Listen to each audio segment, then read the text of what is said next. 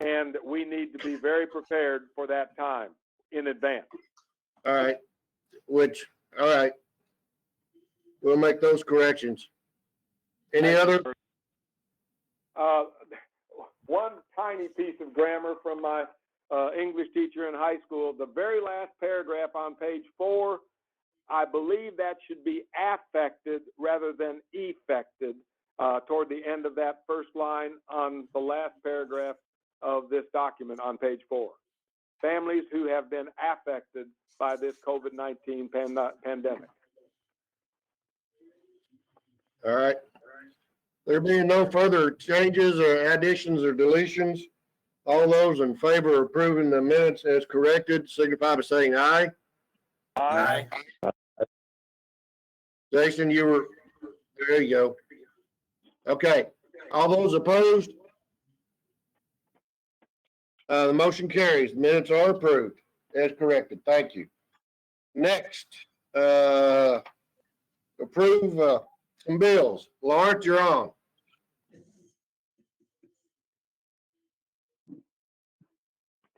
Lawrence? Hi there. Okay, so Okay, you're gonna use Ann's mic. Go ahead. standing orders, $11,215.66. Payroll, $281,734.29. POs and vouchers as entered and released, $1,372,570.47. Total bills, $1,665,520.42. And I have one WEX bill that came in yesterday. I didn't have a chance to break it down. I'd like to present it as a standing order, get pre-approval, and be able to write the check on Friday. And How much is amount of that? Yeah, go ahead. The amount of that WEX bill is $5,406.11. It'll be broken down between multiple departments. That's our fuel cost bill for everybody's information. For vehicles. I move we pay the bills as presented, including the WEX bill that was just announced as a standing order. Motion made by Magistrate Gay. Is it seconded? Second. All right, seconded by, I think that was Magistrate Short. All those, any discussion?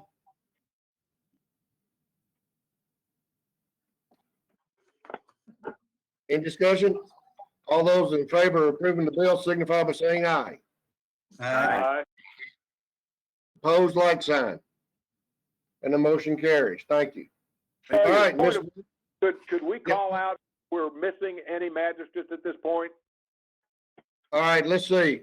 Who is caller 04 on the screen? Is John on the phone? Is Magistrate Kaywood on the conference call? Is Magistrate Salmons on the conference call? Yes, sir. Okay. So you're caller 04, Magistrate Salmons, on our screen. Who's caller 03 on the conference call? Bill, that could be Tom Ellis. Call 1. Who's caller 01? And did you say that's Tom? Tom is caller 1. Okay. I don't know who caller 3 is, but they got their mic on. I've got all the magistrates accounted for except for Magistrate Kaywood. Is that correct? Okay, moving on. Miss Mary, you want to talk about budget and then cash transfers? Certainly. Your budget transfers were circulated last night at around 4 o'clock. If everyone had the opportunity to review those, they basically just budget transfers to clean up interdepartment overages. So if anybody has any questions about any of those, I'm available at any time to call or, well, not to visit. 6 feet away. Call. So those are the budget transfers. Does anybody have any questions? There being no questions, I entertain a motion to approve the budget transfers as presented. Make a motion. So moved. Second. All right, the motion was made by, I think it was, Magistrate Short, and seconded by Magistrate Gay. A discussion on the budget transfers. All those in favor signify by saying aye. Aye. Aye. Aye. Opposed, like sign. Motion carries. Thank you. All right, cash transfers, Miss Mary. We have one cash transfer from the general fund to the joint jail fund in the amount of $146,000. That actually, because we didn't have a joint jail meeting this past Friday, or a week ago Friday, I guess it would have been, because we moved it up a week. Those offsetting cash transfers were sent to Mercer County this morning for their 27% approval. Just a little piece of information for you to digest. So if we could approve that cash transfer, I'd greatly appreciate it. Make that motion to make the transfer. Motion Thank made you. by Mr. Salmons to make the cash transfer. Is there a second? Second. Seconded by Tom Ellis. Discussion. All those in favor signify by saying aye. Aye. Aye. Aye. Opposed, like sign. And that motion carries. All right, now we're coming up on our consent calendar. And the first thing we have on there is an executive order providing leave under Families First. Under the Families First Coronavirus Response Act. Did you all get a copy of the receipt that I have a receipt of the copy of the executive order that in your packet? Does anybody have any comments or questions about that? Did we get a Judge. revised copy? I'm not sure that this is the revised copy. Ann have to tell me. Judge, I have it here. Shannon sent it out in an email. Okay, I Yeah, just didn't okay. get it. All right. I got it in an email yesterday or the day before. Judge This is the Tom one Ellis that here. includes our Is Chris this is the with us? one that includes our sheriffs. Yes, Tom, go ahead. Thank you. Is Chris with us? Chris Herron? He is. I assume that he's gone through the second draft.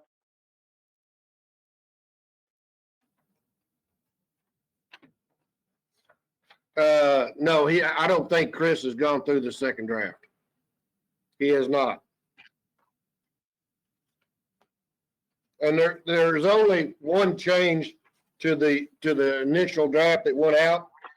And that one change is in paragraph 1 on the first page.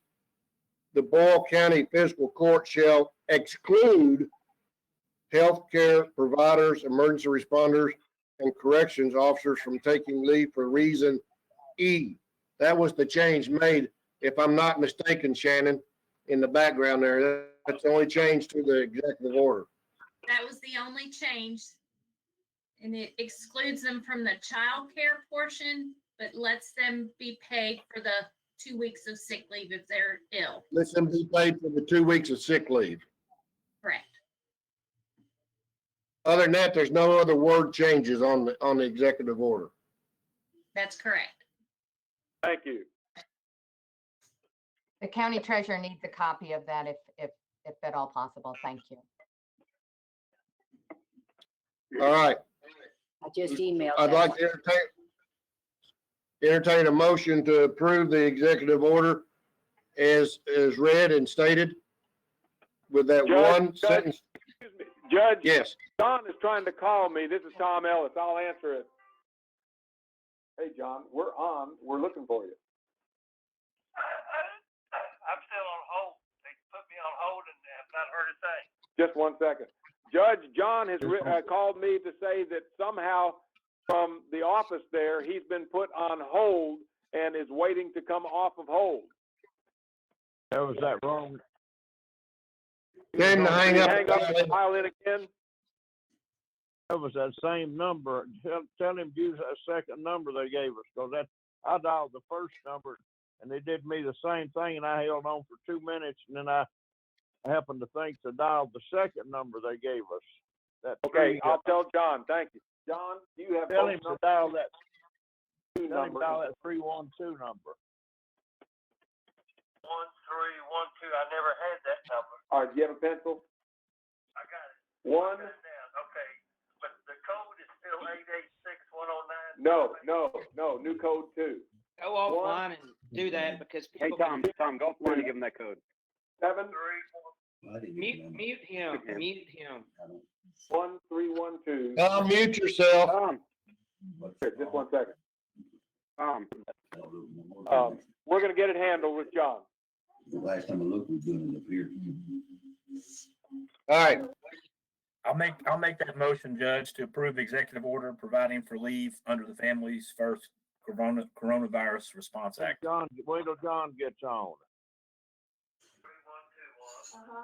And the code is. No, someone mute her. Please. Hey, take it off speaker. Take it off speaker. The code is. Tom, can you mute? Tom. 757. Tom. John, the code is 476. Oh my gosh. Mute your phone. Tom, mute. Everybody just keep on talking over top of them so other people Yeah, can't. it'll block it out. All right. We do have a motion made by Magistrate Gay to approve. Is there a second motion to approve the executive order except with that 1 sentence correction?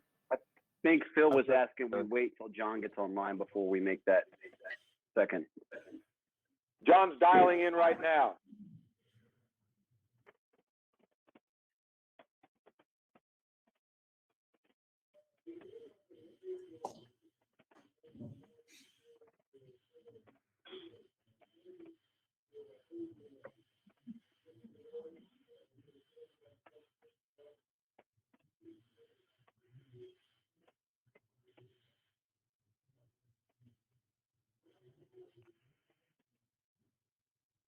Okay, John, are you here? I'm with you now. All right, John is on the line. We have a full court. Thank you. Thank you, Tom. Thank Thank Tom. you, sir. All right, I'm with you. John, you have in your pack, John, Yes, sir. you have in your packet an executive order providing for leave under the Families First Corona Response Act. Coronavirus Response Act. There was Okay, one change. There was one I saw the change. correct- I saw Excuse the me? correction in this order. Yeah. There's one sentence added to it, okay? Okay. I'm gonna read that sentence. Boyle Okay. County Fiscal Court shall exclude healthcare providers, emergency responders, and corrections officers for taking leave for reason E.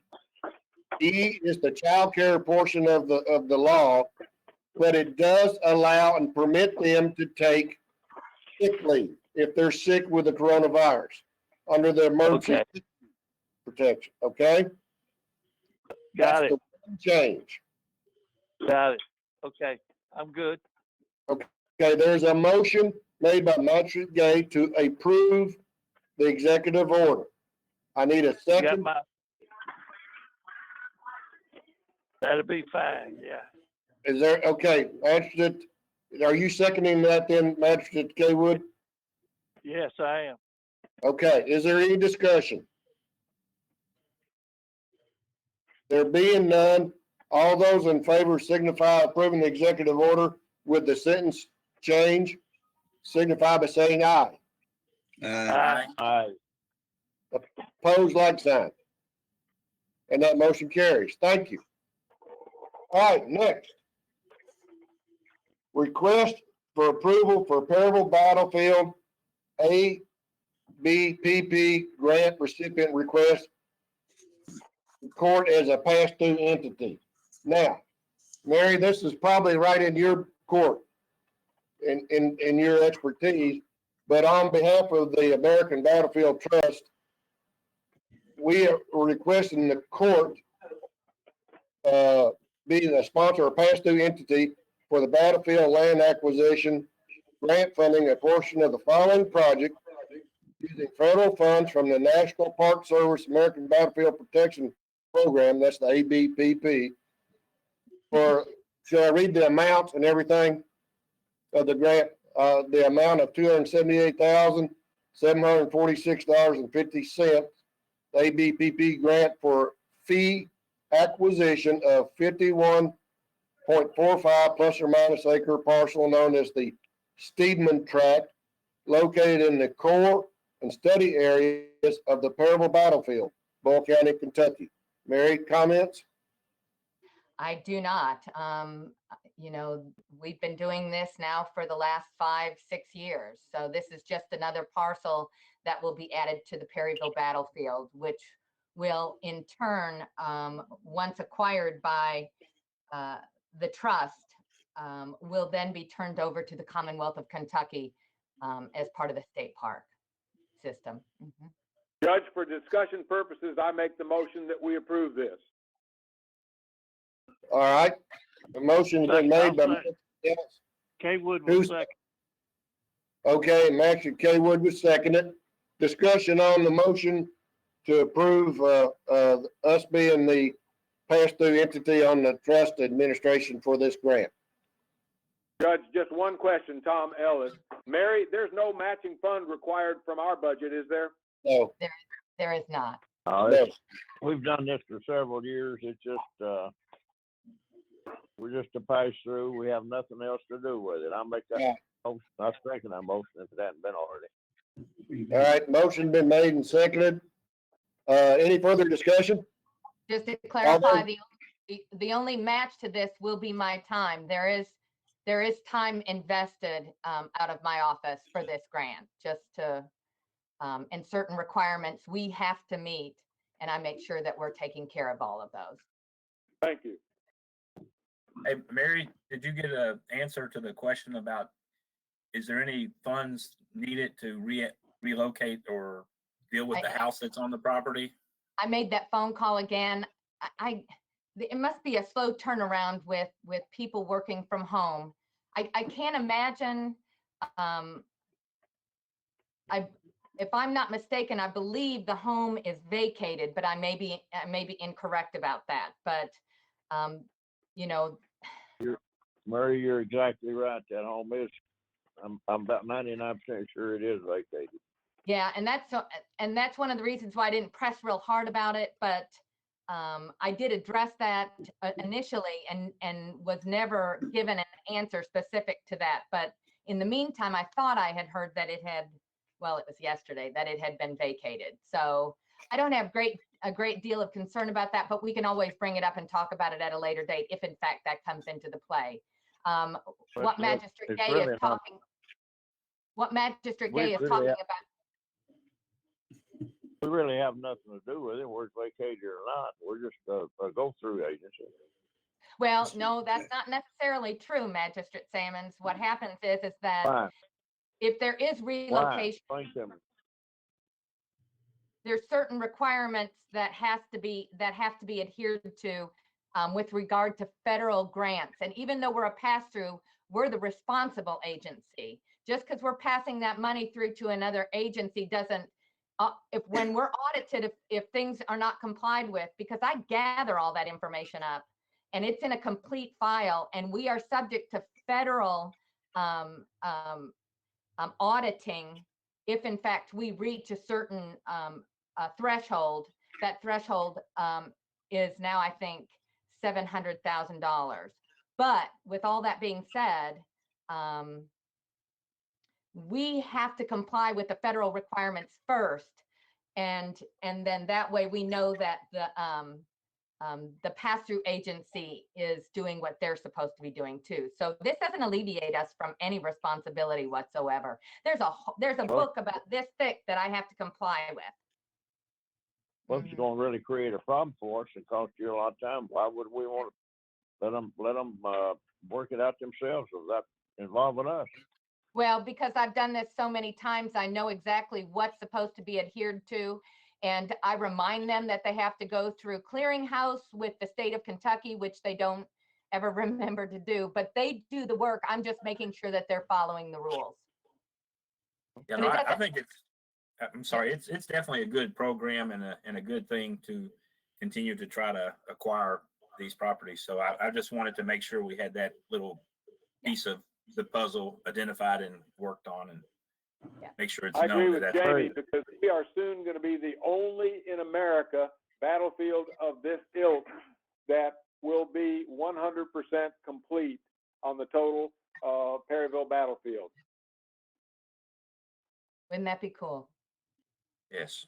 Mary, you're not compensated for your extra time either, are you? There's no administrative funds allowed in this grant, no. You know, a lot of grants actually allocate a certain percentage for administration, but these grants do not. Well, I think it should be. Any further discussion? Moving right along. All the questions. All right, all those in favor of the motion to approve Boyle County, approve us as the pass-through entity on this battlefield grant, signify by saying aye. Opposed, like sign.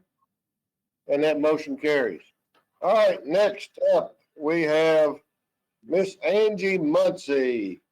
And you can go down the list. You got a copy of the agenda, Angie. And I have we sent the paperwork out to everybody. The animal composting regulation. Okay, it should have been registration, but that's okay. It's not a big deal. It's not a regulation. There is no regulation. No, there is no regulation. Technically, there is no one that has not visited Boyle County at this point. You know, we approved the composting grant last meeting to go in 2 meetings ago. It's in, nothing is set in stone at this point. However, we do have to move on if we're going to move on. So, having that been said, your registration's in front of you. And if you notice, there are 2 of them. I want to register both sites. Both sites are good. Both sites have been approved by Division of Water, Division of Waste, Kentucky Department of Agriculture, along with the Office of the Veterinarian. They've been here also. And technically, there is no right and there is no wrong with a site. Basically, the site is a decision that we make. Everybody else is for picking on you if you're doing wrong, as the saying goes. They're only going to come out and complain if you're not doing the best management practices and things like that.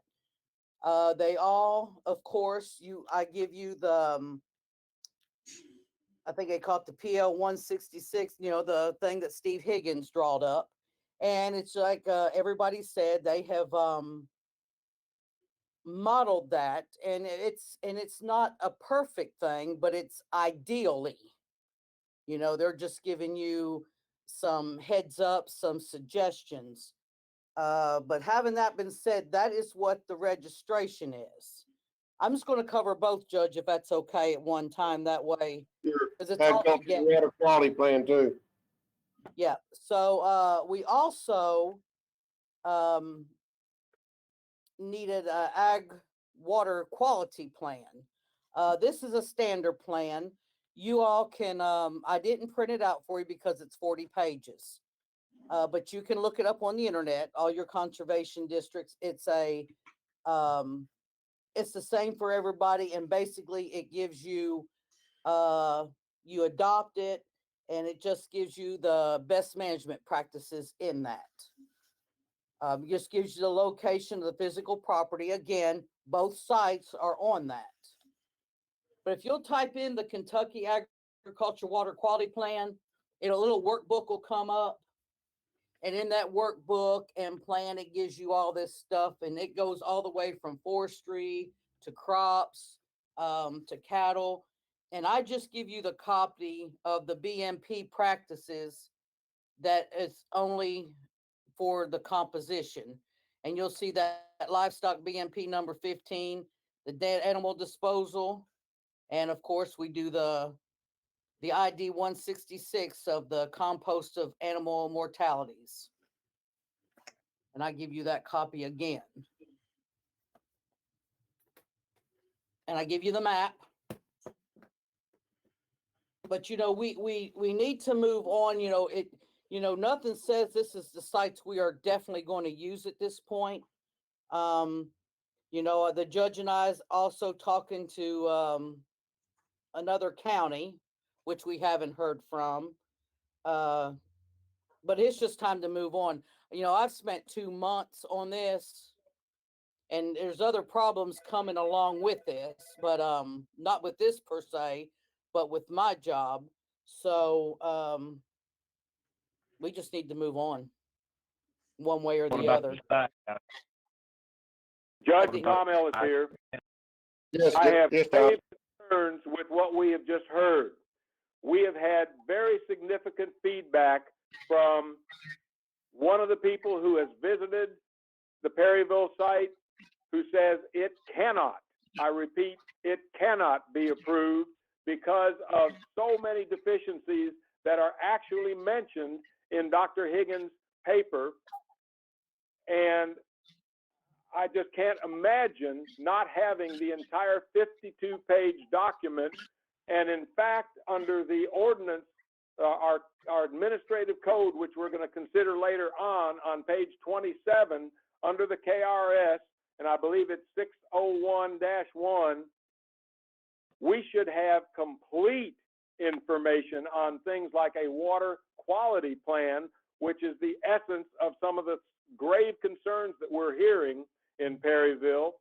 We do not have that in front of us, and those regulations of our administrative code say we must have documents 4 days in advance, and we do not have that, along with other things. And in fact, it is a regulation because we were distributed yesterday afternoon at 2:46 in the afternoon, not the 4-day requirement. We were given the animal carcass composting document 302 KAR 20-052, and it talks very specific issues that we have not reviewed for either site. Grave concern. Well, Let me, first of all, this is just part of this. We do have another water quality plan that I will have to do, but I have not done that yet, Magistrate Ellis.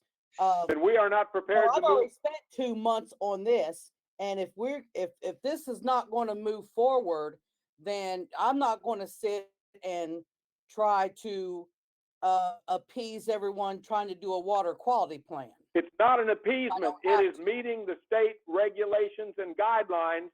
And when you look at Higgins' paper, there are 9 references to runoff that we have not discussed at length in this meeting or in the meeting 2 weeks ago, when I was precluded from giving out 2 pages that I will distribute at the end of this meeting today. Well, technically, is what I am trying to say is there is nothing, no regulation, and we have been, trust me, we have been visited by every party with state involved. But not with an approval. And we talked to 2 different people in Frankfurt. The Division of Water will tell you that there is no such thing as an approval site. The approval doesn't exist in the state of Kentucky for what. As long as you are doing ideally and doing best management practices, you are already inspected. You know, they I come in, the sailing comes disagree in. with when based on a discussion with the top attorney for the Department of Agriculture. Well, Well, the Department of Agriculture has been here. The Office of the They've been- Veterinarian. they don't approve it. They'll tell you they can't deny it. And, Well, I mean, and your That's what we're trying to tell you, and not that they have been here. Being here All right. and certified are two entirely different things. there is no certification. Yes, sir, there is. No, There is there's no not. certification. We've understood that they will not approve, the state will not give us a okay or approval for the They won't give portable you site. disapproval either, is what I'm trying to tell you. That's right. There is no approval process. Sir, there is. Okay, here's what I'll do. We're gonna kick this down to the next 2 weeks, and in the meantime, you can call your attorney, Mr. Quarles, and we'll call his brother, the commissioner, and we'll call 2 or 3 other deputies over there to the commissioner who I have talked to, Keith Rogers and company, and we'll get them all over here and we'll have a forum on this thing. If we have to, separated by 100 feet. But we're gonna bring this to closure somehow, some way, shape, or form. There is no approval certification process because you either have to be an on-farm or commercial entity, and we are neither. So there is no approval process. There's an inspection requirement. The regulations very specifically speak to the distances, the runoff, the They potential are ideal. abatement problems. Ideal. They are not set in stone. It's a model that they use. It's an ideal thing. And if you can stop that, like I said, there's no approval or disapproval. It's doing, you know, the best management practices. And if there is a complaint or you're inspected, or they'll come out on a complaint, they can write you up, but they cannot. There's no such thing as approval or disapproval of a site. I'm gonna have to disagree with you on that from what we've been told. Okay, Right? get the people who told you that, and let's talk to them. I move we table this for 2 weeks. Hey, Judge, let me ask something real quick, if I could. So Go ahead. where do we stand? I know it's a difficult time to get people together with social distancing and all, but where do we stand with setting up visits to the Franklin County site and having the community in Alum Springs and all those that, you know, we've been working with to try to get them a chance to see what's going on and do a little more education in this process, because it clearly is the best and the most cost effective, the most environmentally friendly process that's available. I agree. I agree. It's an education issue as much as anything. I think we've just got to continue to find ways to educate people on the process. I got a call recently from Sarah Volkamp, and I didn't ask her permission, so I hope she doesn't mind me using her name here, but she is one of the most environmentally conscious and aware people that I know in our community. And she mentioned to me that she went on a visit to the Franklin County site in July of last year. And she said it was one of the hottest days that we had in July. And there was no smell, no issue at all with the site. And that was encouraging to me to hear from her about that that part of the process that I know a lot of people have indicated that we didn't go in the summer and we didn't see it when it was, you know, could be fully stinking at its highest point. But I think it's something that people just need to see and be better educated about. I know we spent a lot of time with it, but I still think we've got to find a way to work through that part of the process to educate Well, I think people. I'm like you, Jamie, they need to see, because, you know, they don't want to seem to listen to understand the process. So seeing is actually believing. It really But is. It really everyone is. would be actually impressed. It really is. Well- It is. Seeing it, it's so important because, I think it's hard to get this perception of this pile of dead animals out of people's minds. And it's just not that. It's not that at all. It's effectively, it looks like a time for us to go, a date and time for us to go up there. I can get a hold of, the gentleman up there, the judge or either one, and we can make a date and time, and I'm sure they'll open the gate for us. Tom Ellis here again. I respectfully disagree with Magistrate Jamie on this, simply because when we were up there on a 40-degree day, when they tried to say, and you don't smell anything, another magistrate, and then I confirmed what he said, we smelled decaying animals on a 40-degree day. And the gentleman up there, when we asked him, did say on occasion coyotes visit, that on occasion vultures visit, but not very often. And those are two more concerns that are mentioned in Higgins' paper, along with some very specific scientific methods that must be done virtually on a daily basis when we are talking about 1,900 animals. Do we have a dollar amount yet on how much we've spent going to Tri-County? Not yet, I don't believe. I would all I say know I can give you a ballpark figure, probably already around $2,500. And is anyone going to talk about the actual? No, I take that back. I'm sorry. I'm way out of line there. I'd say about $350. Okay. And that's only been for a week.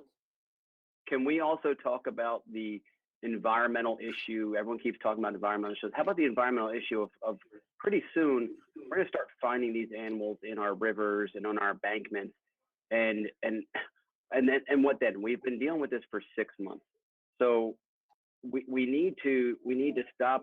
We've got so much other business that needs to be handled within the county. We've been going over this for so long. The only thing Angie's asking for is the approval to look at these 2 sites again, along with a 3rd site that we're talking about with the county. But we need to do something. I'm tired of talking about this time and time again. So I'm happy to. Judge, I've made a motion, and I'm looking for a second that we table this. If they don't want 2 to weeks. use the permit, then they won't. This is registering both sites, and if they're not willing to register it, they've all been here, then they're not going to give us the permit. Okay, so I'm going to go ahead and make the motion that we register both sites, and then we move down the road a little bit. There's a motion on the floor to table it for 2 weeks, and I second that, Judge. All right, well, is there any discussion on the motion to table it for 2 weeks? Has been made by Ellis, and seconded by Hammond. I would like to say something. Okay, Can you hear me? yep. So, all this negativity on this, that's killing us in this county. We've got a lot of people to consider about the way we do this stuff. What everybody says in Perryville, really, it hurts me in Alma Springs because they feed, everybody over there feeds what y'all say in Perryville. So this negativity on this, we're going to have to get together on this and work together, not being negative about it. But in order for us to get this done, we're going to have to get together and do this together and quit being so negative on this and that and everything else. Let's work together on this, okay? I think that would solve our problem more than anything. Again, I feel unaccepting of your comment about negativity. We have tried and tried to get all these facts on the table. I had 2 pages that I wanted to hand out at our last meeting that I was not allowed to hand out. They will get out and they will get to the media after our meeting today. I'm putting that on the record. This is not negativity. This is protection of our environment, doing it in a proper manner. And we even had an individual come forward who would be willing to do a business on it. And that has not been put on the table. That was blocked as well.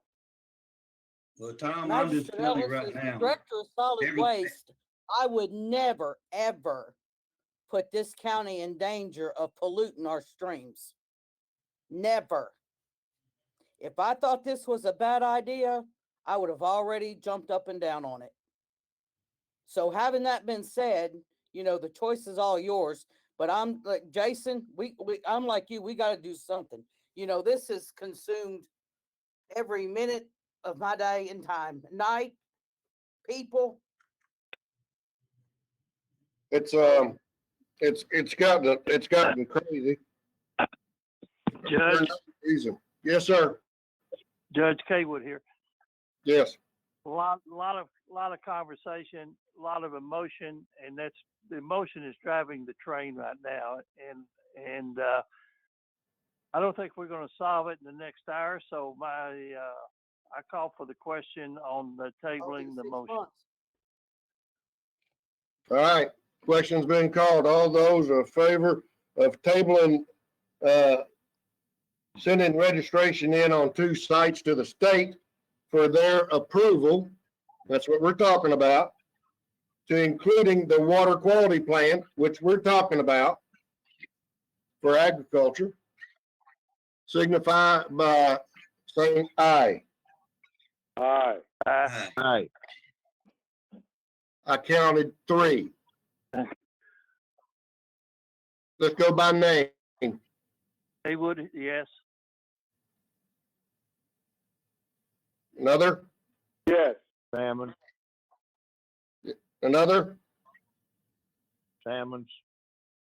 Okay, that's Ammons and Kaywood. Is there another one? Are we vote to table this, right? Right. Ellis, are you voting yes? I'm voting yes to table it for 2 weeks as you recommended, Judge. All right. Short, yes. Who else said yes? Short. Short.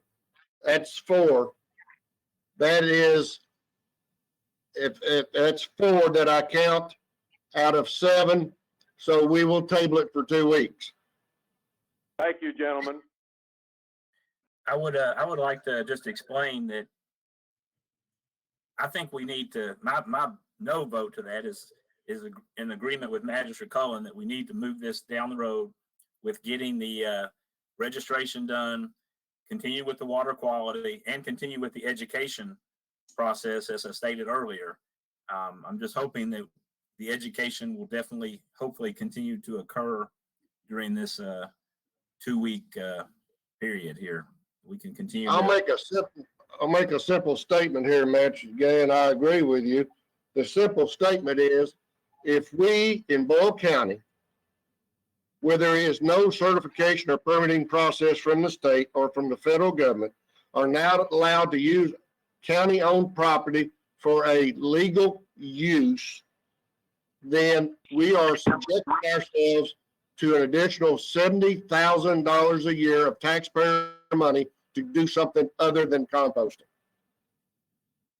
As part of that process, Judge, that you asked us to do some exploration, I'm going to bring forward something from an individual whose family owns something in the neighborhood of 800 acres, and they would like to have an opportunity to put a bid in that I believe long-term will save the county money.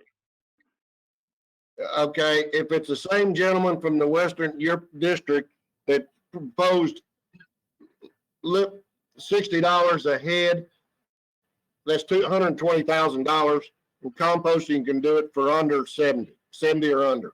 Just do the math. All right, this table, just do the math. We're moving on. All right. I'm not finished. I got something else. All right, go ahead. I think Shannon is in the background there. I need to go ahead and hire my part-time person, who is actually my floater right now, James Mike Miller. I want to take him as floater and put him in to replace James Ross. And then I'd like permission to hire for a floater. I think it's a reasonable request. I'll make that motion, Judge, to allow Angie to do that. I'll second it. Okay, motion made by Magistrate Salmons and seconded by Magistrate Cullen. To approve. Did we have an effective date and a rate of pay, please? We have already posted it and it's done being posted, so it'd be up to you all when he starts as the part-time. And a rate of pay. The rate of pay, recycling starts at $10.50 an hour, which is a 75 cent increase from what he's making now. Thank you, Shannon. And his effective date?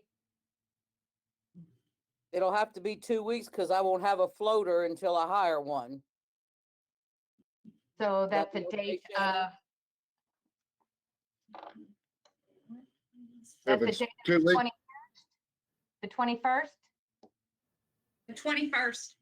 So that'd be good. Okay, that'll be fine then. is everybody following all that? So we have a motion to hire a part-time replacement of James Ross with Mike Miller, and to additionally approve posting for a floater position in solid waste. Any more discussion on that? All those in favor signify by saying aye. Aye. Opposed, like sign. Motion carries. Thank you. All Thank right, you. EMS, Mike Rogers, are you on? There he is. Yes, sir. Yes, sir. All right, Thank you, Judge. Thank you, Court. First agenda item I have today, let me get my agenda back up here, is the request approval to purchase the Surface Pro tablets. It's a budgeted item. Bill's done most of the work on this. Appreciate his help. He has the quotes. And the one that he recommended we go with is is it SHI? Is that right, Bill? yes, The total is $4,380 for 4 Surface Pro tablets for the EMS crews to use daily. I'll be happy to entertain any questions on that. And that is under budget. We Yes, that's budgeted $4,800. $4,800. Yeah. Yes, ma'am. Mike, I'm in the dark on this. Mike, Yes, sir. exactly what is this? This is a computer tablet that we use to put our run forms in daily, the electronic health records. The EMS crews use it from day to day on every EMS run. The computers we have now are about 4 years old. The 4 computers we're going to give to Bill so we can use them somewhere else in the county that's not so sensitive if it was to fail like it would be for an EMS employee, because we do all of our stuff electronically, our signatures, all the Medicare stuff. It's all done electronically. And Bill looked at this and everything, and he approves this. I mean, it looks good to him. yes, sir. He said, yes. Bill's been the driver of this, sir. I'll make a motion to approve it. Second. Motion made to approve the request for the Surface Pros for EMS has been made by Magistrate Simmons and seconded by Magistrate Elliott. Further discussion? One other question is, I know a lot of times with computer purchases, there's $4,300 that's being purchased. Am I to expect any additional ancillary expenses that go along with purchasing these tablets, like maybe covers or cases or software? Mary, they're part of the 4380. There's 3 ruggedized cases that go with the 4 laptops. And we actually demoed this tablet to make sure it was what would work for us, and we already have 1 case. That's why we're only buying 3 instead of 4. So technically, we've already bought 1 case for it. I just wanted to make sure that, again, sometimes there's additional costs that follow these tablets after they're bought. So Yeah. thank you. Yes, ma'am. You're welcome. Any further discussion on the motion? All those in favor signify by saying aye. Aye. Opposed, like sign. And the motion carries. Next, Mike. Next item is the consideration of 2 part-time employees. One is Najay King, who's over my shoulder here. Najay is a EMT. and his rate of pay will be $12 effective today. The other applicant is Joey McAlister, who is a paramedic. He works full-time for Air Evac in Junction City. He's a critical care paramedic that carries a lot of experience. His rate of pay will be $15 an hour, also effective today, please. Very good.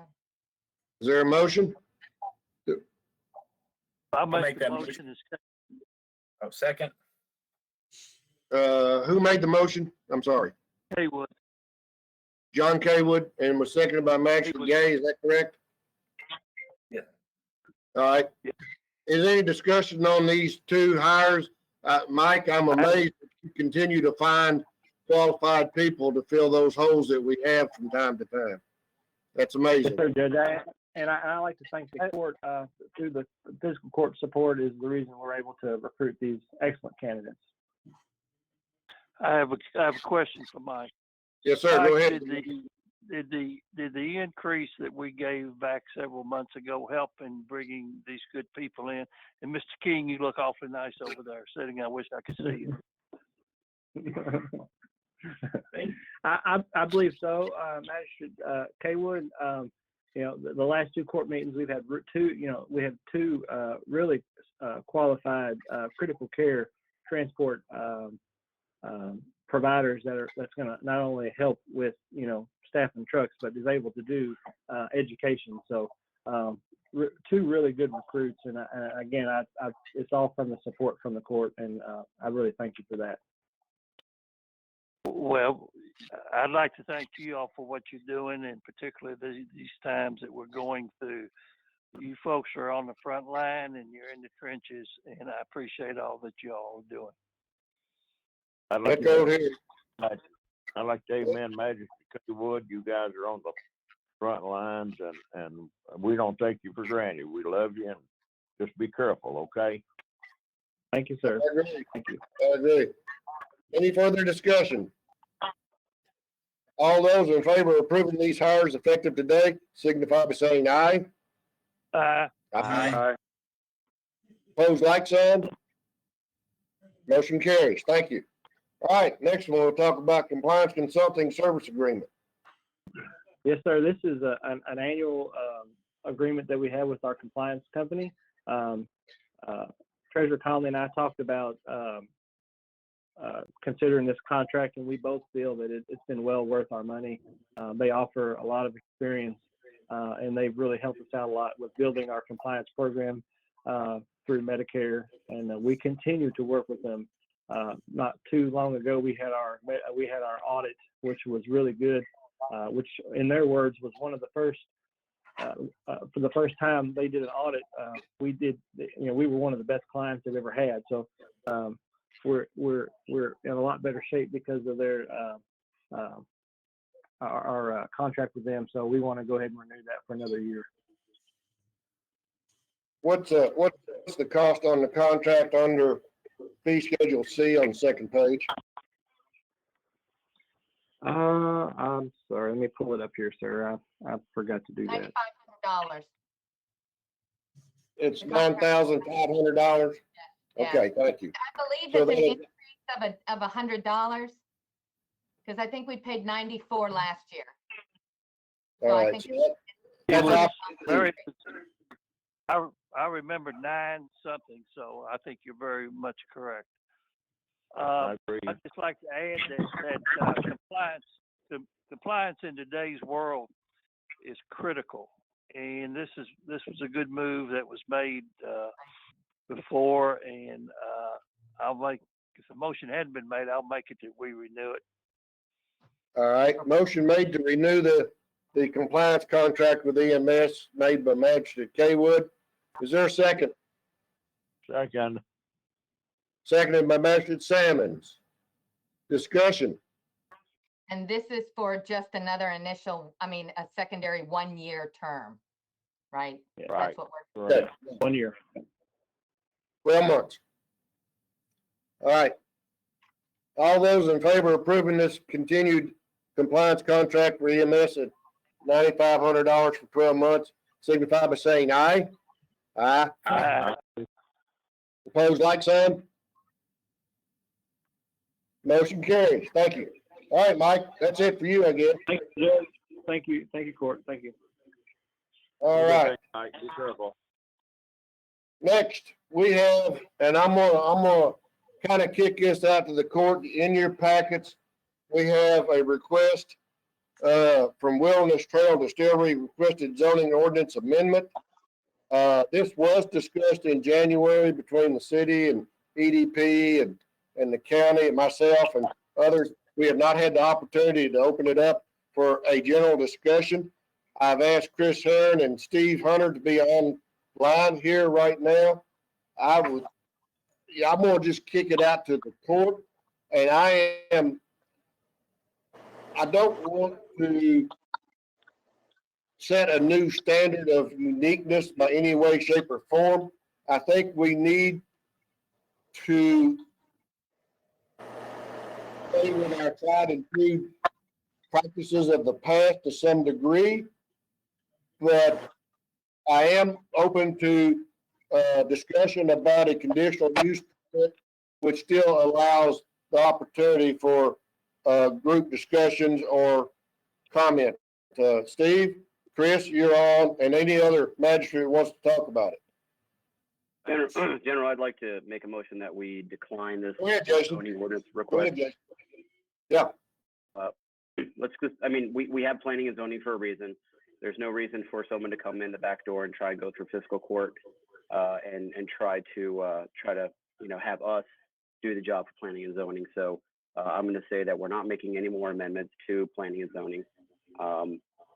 We spent a good amount of time, Steve spent a good amount of time, getting everything in line. And I don't see a need for this. I see a need to protect our agricultural areas. So I'm going to go ahead and make a motion that we go ahead and just, deny this request for a zoning ordinance amendment. And I'll second it. Thank you, Phil. All right, so there's a motion to deny the zoning ordinance amendment made by Magistrate Cullen, seconded by Magistrate Salmons. Discussion. Anybody want to discuss it? I would like Yeah, I to would- ask a couple of questions, if I may. To Steve. Yes, John, go ahead. Steve, when did he Yes, sir. purchase this 100+ acres of the King property? I'm not actually 100% sure or party to that real estate agreement. But it was at least in January though. I think the auction was in the late fall, if not October, November, somewhere before So- Christmas. My point is, he purchased this not subject to zoning change. Is that an accurate statement and an accurate thought? I heard someone mention it was a very large auction. It was auctioned in several tracks, and I don't know the conditions of the auction. It was all zoned agriculture when it was auctioned, and all the buyers were notified by the auctioneer, probably on whatever fact, but no one contacted our office for specifics on zoning before the auction, other than the auction company. Mr. Baker is a very prudent business person. I'm a little shocked that zoning wasn't part of the purchase agreement, that it would be purchased subject to a zoning change. And there's a reason there. The other thing that I'm most uncomfortable with, I want to be sure that we always give the public the opportunity to voice their thoughts and their opinion on any zone change or any agreement that changes the zoning and affects the zoning. So I agree with you. I think public input is critical, and we never want to set a precedent. At least I don't want to set a precedent that would do away with public input. The other question I have for you would this, if this came about, would these buildings be sprinkled? You asking me? Yeah. Okay. This was mentioned in the meeting the judge mentioned in January. the Nelson County ordinance has specific language that these rick houses are sprinkled. Mr. Baker indicated to us that the building code has a threshold that varies on when these structures have to be sprinkled. I'm not aware that the brick houses we currently have built in the county are sprinkled, but they're fire protected, probably through traditional hydrants, etc. So today we don't require that unless the building code requires it. The Nelson County language that was proposed made that mandatory. On anything over 100 acres, it was mandatory. You're exactly right. I'm looking at it now. I think that's probably plays a part in a little decision and whether or not that was going to happen. But there again, I think I just don't think we ever want to do something that we eliminate public input. I think it's critical in zone changes. Yeah. I'll just make one last comment unless I have other questions. The Nelson County option, I studied it a little bit, has two thresholds. One is an agricultural by right threshold over 100 acres, and the other is a conditional use permit requirement. So a conditional use permit is not a zone change, but it does go through the Board of Adjustments, would always have a public hearing and scrutiny if a conditional use was the option. Currently in our county, you have to be zoned industrial to do a warehouse and or distilled spirit storage. So here you have to get a zone change, and then you have to get a site plan approval before you can construct the buildings. Right, and that's why you purchase property. If it's going to need to be rezoned, you buy it subject to zoning. I'm sorry, that's been done for a lot of years by a lot of good people. I don't know why it was absent here. Tom Ellis here. I want to support the wisdom of our magistrate and Dr. Kaywood, and I'm reaching back about 3 months to an article maybe 4 months ago where it appeared that the tax runoff on this, if I'm correct, there is a very significant tax implication here. And in this atmosphere that we're going to move forward on our budget very soon, and realizing what's already happening to the tax base at the local, state, and even the federal level with this $2 trillion that's been allocated back to us, which is a loan of our own money to us. As I remember, 12 or 15 years were involved, if this is the case, I'm recalling from the Advocate Messenger, to where we would be made whole, if we're made whole, with this new environment that we're going to be in on taxation. And for that, if someone will clarify that to me, I think we're in dangerous water without examining further, as Magistrate Kaywood is saying, the public mind on this, because it would affect all taxpayers, if I am correct.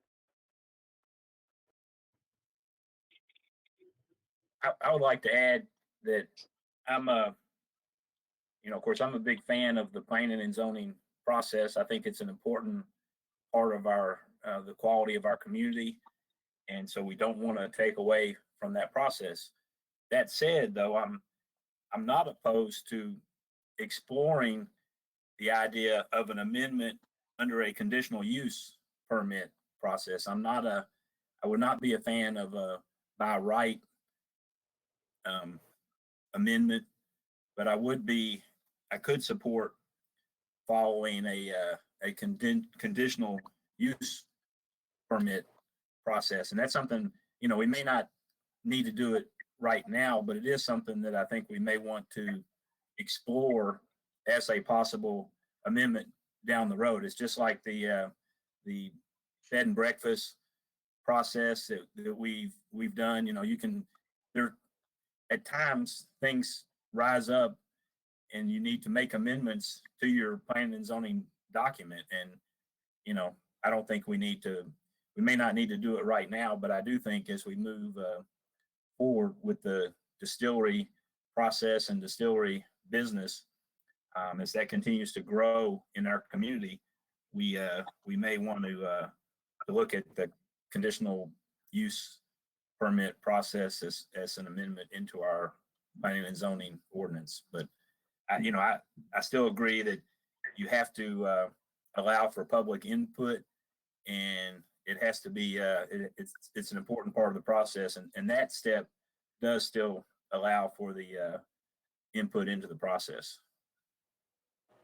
Sorry, Jamie, I missed a good amount of that. I don't know what happened, but I understand. I caught the last minute about conditional use. I mean, if we're doing industrial stuff, it should have to go through the industrial process. And I'm confused why we would make an exception for one part of an industry where we wouldn't make it for everyone else. And that's kind of the slippery slope that you're going down. Is if we allow this for the distillery, you know, what happens when, you know, Danielle or Megan wants to come in and make changes? You know, they're going to say, well, you allowed this for this other industry. Why do we have to go through the same process? So this is why the zoning ordinance was redone. This is why it's there. And the more amendments, the more changes we make to it, the weaker it becomes. So, right. I guess in answer to that, and I don't know if you heard my point about, you know, we did the same thing for the bed and breakfast industry, where there are times when you just have to address specific industries, if you will. But I'm saying that the conditional use permitting process still allows for public input, and in some ways, that process can be a little harder than even going through the traditional zoning change process. So that's obviously one of the things. A small bed and breakfast would be a little different than, Steve, did they indicate how many rick houses where they were wanting on this property? Historically, the rick houses have been in around the 60,000 square foot, few stories, 5-6 stories. About a 20,000 square foot footprint are the ones we've approved. The conceptual plan I've got for the property across the road showed the first 2 rick houses, but ultimately there would be, 11 rick houses on that 100+ acre tract is what was being discussed. So 11 rick houses spread out across that 107 acres, or approximately 107. I don't have the exact acreage in front of me. Little bigger than a bed and breakfast. Hey, Steve. Yes, go ahead. sir. Go ahead, Chris. Sorry. It's actually 117.91 acres, and it was purchased on December the 19th of 2019. So I wanted to clarify that. And my question to Steve would be, I understand that the advisory committee for planning and zoning has already talked about this, and they're not inclined to act. It would require, for us to go forward, it would require the fiscal court to come to an agreement and then order this amendment to be changed. But would that be the time where the public could comment? Because otherwise, if the fiscal court does not vote and agree to do one of the 2 proposed amendments to the zoning ordinance, then we wouldn't have public discussion. Is that correct? Yeah, it's a good question, Chris. Thank you. My advisory committee met in January. This small group met in January, and Mr. Baker made kind of a pitch to everyone in the room about the Nelson County language. The Planning Commission Advisory Committee is there to sort of look at our big documents, text revisions, and we run that through the advisory committee. It's just, for example, when we just amended the zoning ordinance, we ran that through the advisory committee, specifically on the sign language, Airbnbs, on, and they sort of give me the green light to move that to the public hearing phase in front of the full P&Z. So I took this to the advisory committee right after that meeting, the next week or so, and they were not inclined to amend the ordinance at that time under this fashion, simply because we just spent a year amending the zoning ordinance. It got pretty cumbersome at the end. You guys were actually in the middle of amending the ordinance for the Airbnb to kind of clean up that language. And it just needed to be studied more. So the advisory committee didn't really make a formal, decision that for or against the languages. They weren't inclined to push that amendment forward at this time without a clear directive from the city or the county that you all wanted it in your document.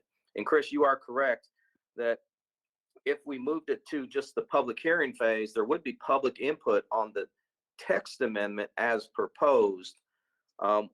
So yeah, that is an option, is you all could give the planning commission direction to move a text amendment forward of this nature, and we could put it to a public hearing, and then the planning commission would sort of have to run it through the process. There'd be public comment on this whole concept of doing this in the agricultural zone as a conditional use, from what I'm hearing from a couple of you guys, as opposed if you give us no directive, our existing zoning ordinance would just stay in place, and that would be the process we move forward with any distilled spirit development. It would require a zone change to the light industrial, heavy industrial, or industrial business development district. Question, Steve. Didn't we just have something last year called Smart Growth meeting where all of us got together and we decided and kind of made a pledge that we were going to start, looking at being smart about, what we're allowing, and doesn't adding amendments like this doesn't just kind of defeat what we were trying to do there with smart growth by just opening it up and allowing a lot of things to happen when we already have zoning reasons? Jason, that's a tough question for me to answer really kind of on the fly. We did have a smart growth conference. This property is zoned agriculture, but it is on the fringe of the city.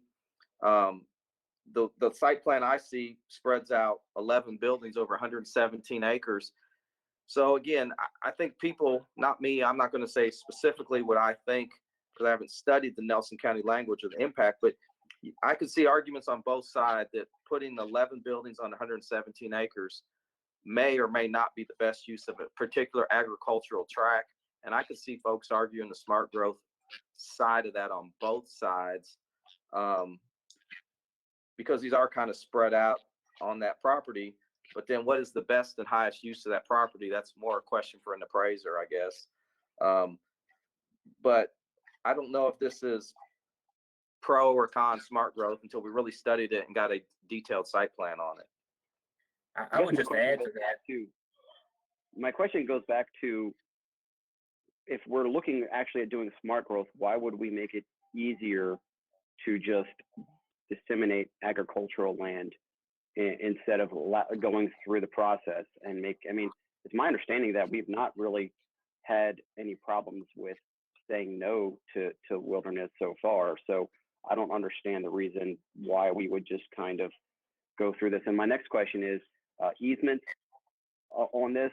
If we did if for some reason we did allow this on agricultural, that would do away with all easements and stuff like that technically, right? So these rick houses could go right up against another property or another building, if I understand it properly, right? Well, the Nelson County language requires setbacks, which is an interesting part of their option that Nelson County chose. We still have the zoning ordinance. We still have distance between buildings for fire protection under the building code. They have to be 200 foot apart. There's setbacks from the property lines in both of these proposals. If there are easements on the property, they still have to be adhered to all the time. So I'm not sure the buildings could be right next to each other. They'd probably be similar to the development pattern we've seen out on Lebanon Road already, which they're approximately 200 feet apart or more in most circumstances. Yeah, I would just add on that, on the smart growth comments, that, I think planning and zoning, having a strong planning and zoning process, as I've said, I'm in favor of that. And I think that is a big component of smart growth, is you have to have a strong process. I'm just saying that by adding the conditional use permit, you still have a process involved there. And it just, and I'm not saying we have to do that right now. I just think that is something I think we need to consider moving forward as we continue to grow in the distillery business. I also would add, it's my understanding that we have had some fairly recent successful zone changes related to the distillery industry. And, I know each case has to be considered and looked at on its own merit and case by case. But I really think the Planning and Zoning Commission has looked generally favorably on the distillery industry in our community. No, I agree, but just allowing something by right really concerns me. We have planning and zoning there for a reason, so let's continue to use them. That's my 2 cents, and that was the reason for the vote. Right, and I agree with your point. I'm not in favor of a by right part of the process. So it would, the only way I would be in favor of an amendment is that it be a CUP, a conditional use permit process. What was the initial motion? It's been a while, please. The initial motion, hold on, let me pull up my paperwork here. So the request was to do a zoning ordinance amendment, and my motion was to deny that request for an amendment to the zoning ordinance. And it was seconded, if I remember correctly. Mr. Salmons took care of that for me. Salmons. Is there any further discussion on the motion as stated? It does not address whether or not there is a variance to a conditional use permit at this time. Yeah, I There think being no we just fur- adhere. Yeah, we adhere to Go what ahead. we have there. This zoning was done within the last year, so there's no need to change it, no need to make it more confusing. That was one of the things that Steve said when he came in. There was so many different things that he had to go back and forth on. So let's keep it clean. Is there any further discussion? I call for the question, Judge.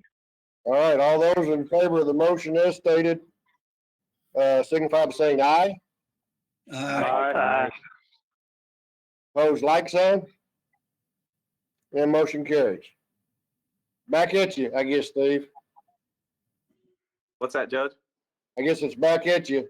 We have to go through the normal process. Okay, thank you, sir. At this point in time. All right, next on our agenda is the administrative code. Miss Mary, I think you're on for this. I am. It's that time of year where the fiscal court has the opportunity to review their administrative code and to recommend any changes. So I'm disseminating that to all members and the county judge. And if you have any questions, I'd like to bring it back, or any changes or items of discussion or even understanding. I'd be more than happy to talk about those, but I would like to have this considered and approved with or without changes, along with a resolution at the next fiscal court meeting. And if we need to do it, take a month to digest it, we're good with that too. It's just that it's one of those items that the auditors look at to make sure that you're doing this on an annual basis. Now, the county judge executive can, throughout the year, make recommendations for changes to the administrative code, but this is the fiscal court review and consideration. So that's my story. I make May I a ask motion a question?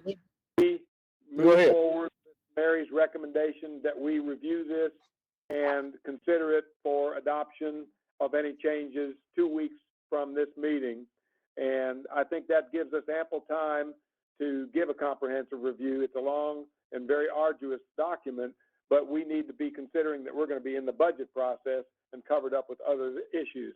So my motion would be based on Mary's recommendation that we review it with the idea of affirming it with any changes 2 weeks from this meeting.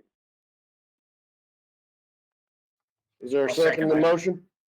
I'll second Motion that. made by Mr. Wallace, seconded by Magistrate Gay. Discussion. It really is May I a good, please- it's good bedtime reading material, by the way. It'll put you right to sleep. I have a question, Judge, if I may, sir. Yes, sir. Go Haywood ahead, here. Dr. Haywood. Okay, Mary, page 4, section D, 5th sentence down, the word condition is used. To make a And my detailed, question, oh, detailed annual financial report to the fiscal court concerning the business and condition of the office. I'm struggling just a little bit to understand what condition here as is used really means. What's a good adjective for condition? I mean, what does that mean in reference to the office? What are we looking for? Well, first and foremost, that language has been in your administrative code since development. When I read that language, you know, every situation, I guess, or I should say a financial statement has a condition. And is it in good standing? Are there negative trends? Are there positive trends? That's what a condition of an office, department, board, or commission, or even as it relates to SPGEs. We've been hearing lately from a couple SPGEs that their condition is changing. So that's what that means. You're referring to financial condition there more than anything. Is that correct? You see, there's a problem, Mary. Here's the problem. Yes, sir. I got too much time now. I could sit at home and read all this stuff, you see, and I've got way too much time that I didn't have before. So I'm sorry. And that's Okay. really a good thing, because you're picking apart certain statements in here that may need some additional clarification. Maybe the term financial in front of it would make more sense to me, but I don't know how the others would feel. It's not a big thing, you know. We can get by. What paragraph? John, what paragraph? Oh, sorry. Go ahead. Paragraph What D, paragraph, page John? 4. D on page 4. Fifth line down. I hate to eliminate the word condition, because the condition can also indicate if there's employee or board participation or lack thereof. It can encompass a variety of different issues, not just financials. You know, the business to me is, are they conducting business? Are they having regular meetings or board meetings? And the condition can be more than just a financial issue. It could be, you know, are people showing up? Yeah. Well, we spent more time on that word than I meant to. So why don't you want to? Wait a minute, John. That's fine. You don't. Okay, well, I got a question. You're on page 4 on D. D, yes. Where'd you see condition? I don't think. Line 5. Line 5. I've read it 2 or 3 times. I don't see. Maybe it's line 6. Let's see. 1, 2, 3, 4, 5. 5. Starts with court. Well, Phil, the D starts with require all officials. The business and condition of the office. Is that what you're talking about? Yes. Yeah. Okay. My question just was, what does condition mean? And Mary's done a good job of explaining what her thought was, so that's good. Moving along on page 6. Condition could mean a lot. Doesn't that mean a lot of things, Jaywood? Could mean a lot of things. Yeah. But Mary's explained it, so that's good. I'm good with that. Are you Too much time satisfied spent on one word. John, are you happy with that explanation? Yeah, I understand it. I just didn't know when I read it. I wasn't sure what she was meaning by it, but I have a better understanding now, so that's good. I'm on page 6, section 110.2, number 1. We're back to approval of something that we've talked about, of appointments, and it's addressed here, the power that the judge has. It makes reference to KRS 67.710. Does that give him the power to make all the appointments without court approval? End of the first line says, with the approval of the fiscal court. That's right. Depending upon what the ordinance or the law may create. So we can't. And put that on. And I assume that's Well, the the law county- 7.710. But it says the county judge has the authority with the approval of the fiscal court to make appointments to remove members from such boards and designate administrative positions. I see it looks like it's always been that he brings them to the court, any approval he wants, and we approve them. That's almost a repeat of the statute, if I'm not mistaken. That's the same thing we've gone by forever, ain't it? That same thing, Judge. We live by. Just wanted to be sure that everybody was on the same page. All right. We've talked. Is there any further discussion on the motion to have, the motion was made to have this reviewed for approval and resolution at the next court session in 2 weeks? And I have one more question, So- Judge. okay, Page 26. I thought we was going to wait till the next week to discuss this in detail, Magic. Okay, well, Hang on, let's do 26. Where are we on 26? I think, but Phil, my point is, if there's going to be changes, they need to be changed before next one, before in 2 weeks. well, Okay, record. I'm making Okay. reference to 610.5 and .6. It pertains to a call for special meetings. And Mary, we have in there that it requires the majority of the court to call for a special meeting, is the way that I'm understanding this. Yeah, I think the Now- statute refers to that. Now, does the court vote to call a special meeting, or can magistrates just on their own call for a special meeting?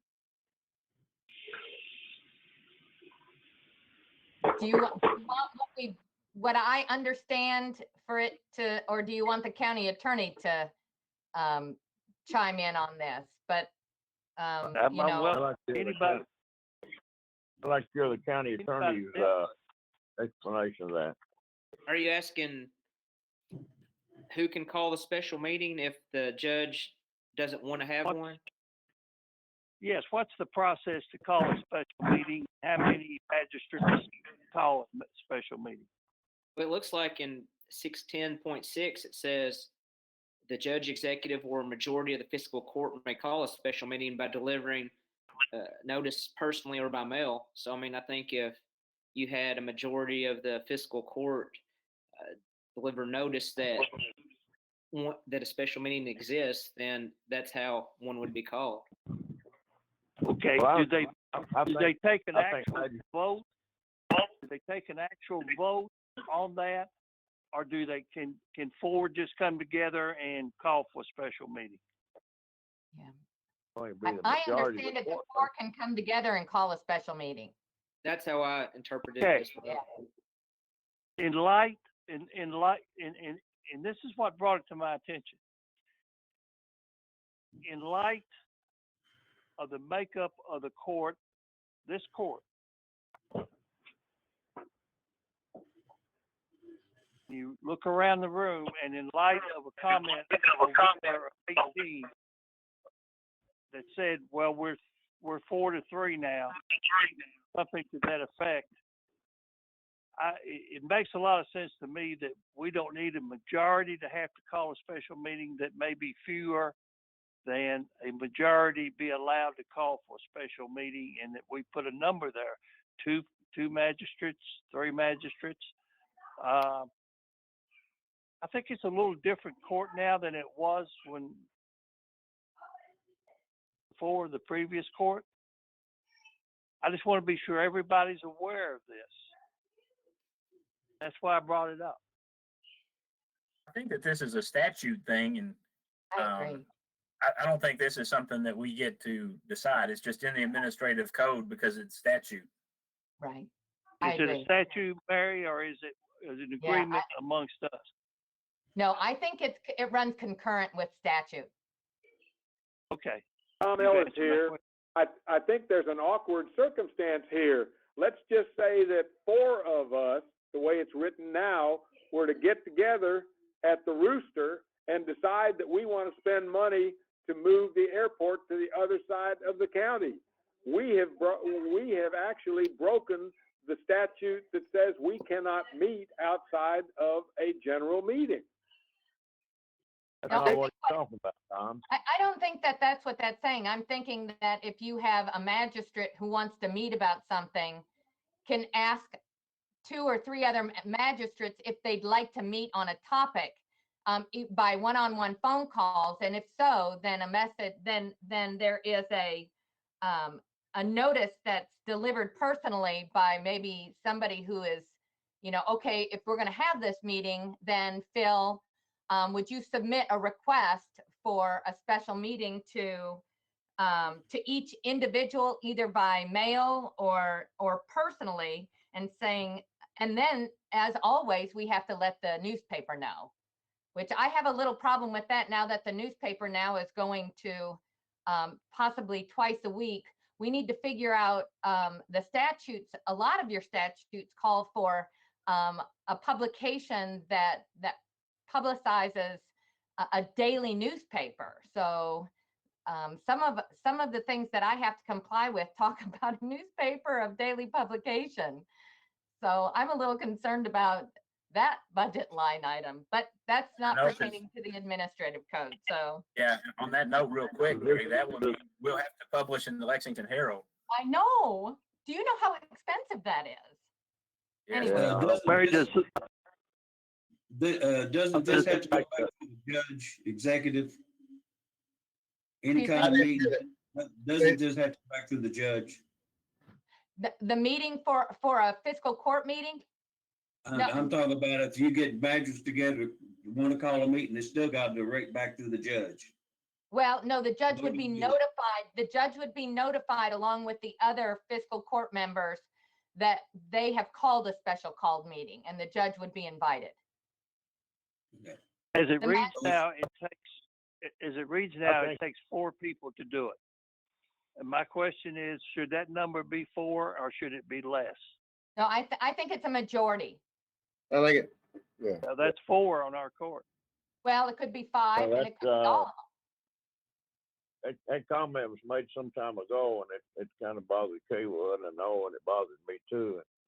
That now we're 4-3, and that's what I think Kaywood's alluding to.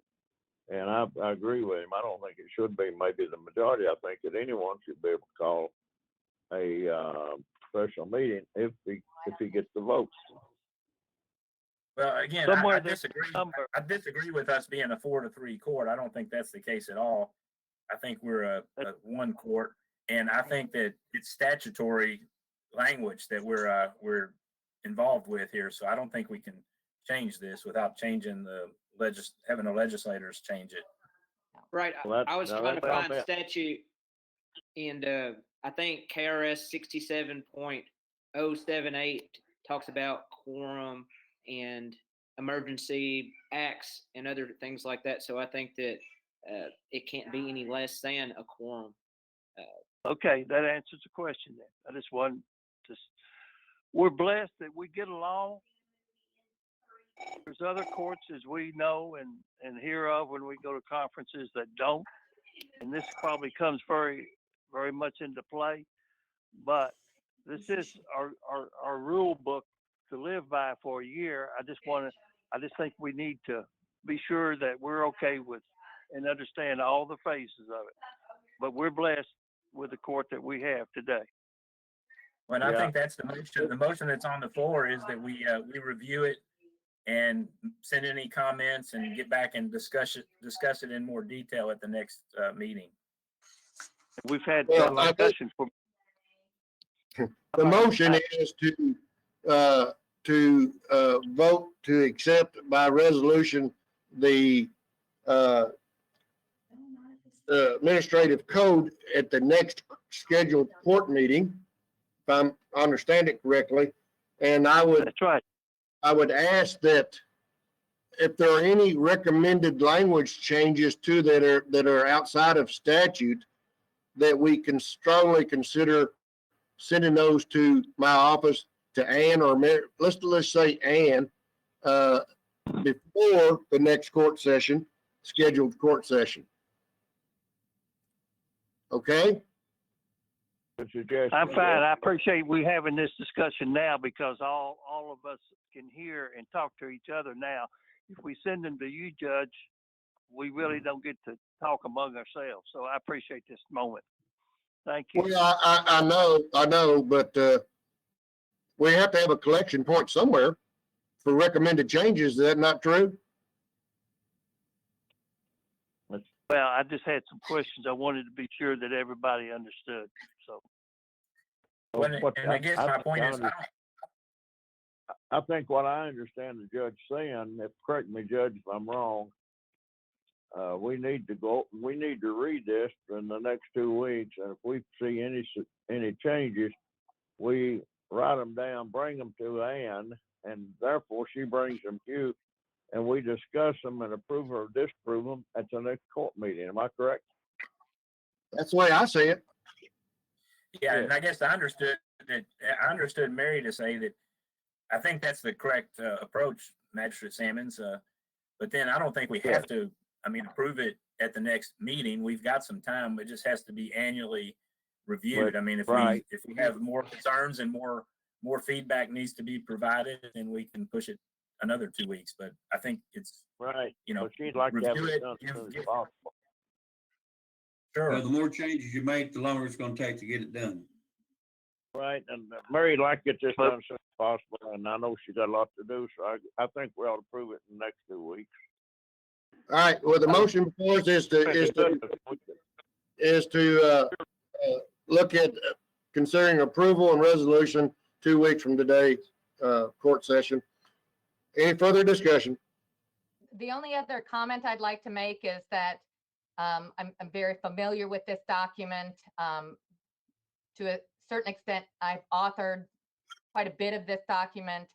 And one of the things that when you author something like this, our county attorney will have to, work hand in hand with us, because everything that we put in this, we have to make sure that that we're legal in doing so. So I'm kind of a fanatic about that. So just to kind of put our county attorney on notice that these suggested changes or comments will need to have a conversation with the county attorney about these.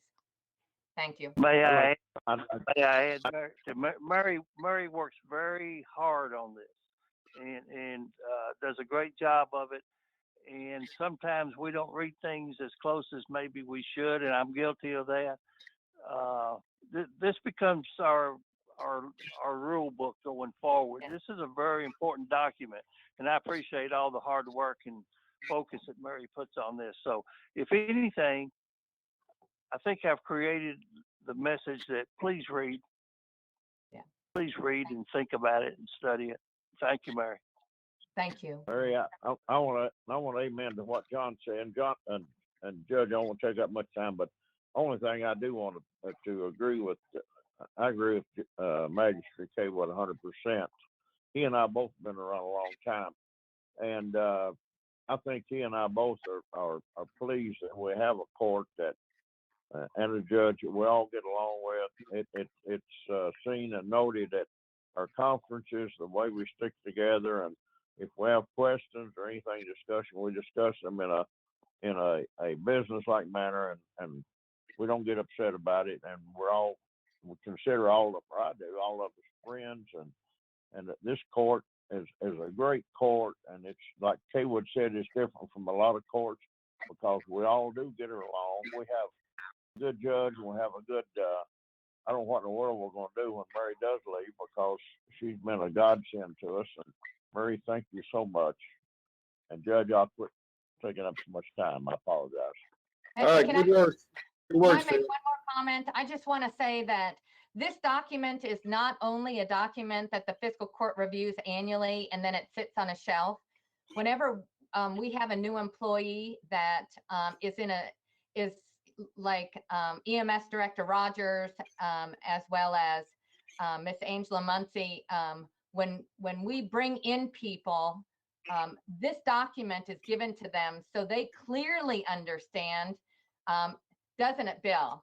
Bill understands. He got a copy of it as well. I mean, I make sure that everybody understands that these are the rules that we all live by, and there's Well, a reason why we do everything as a department head, especially those who are new that have never been in county government before.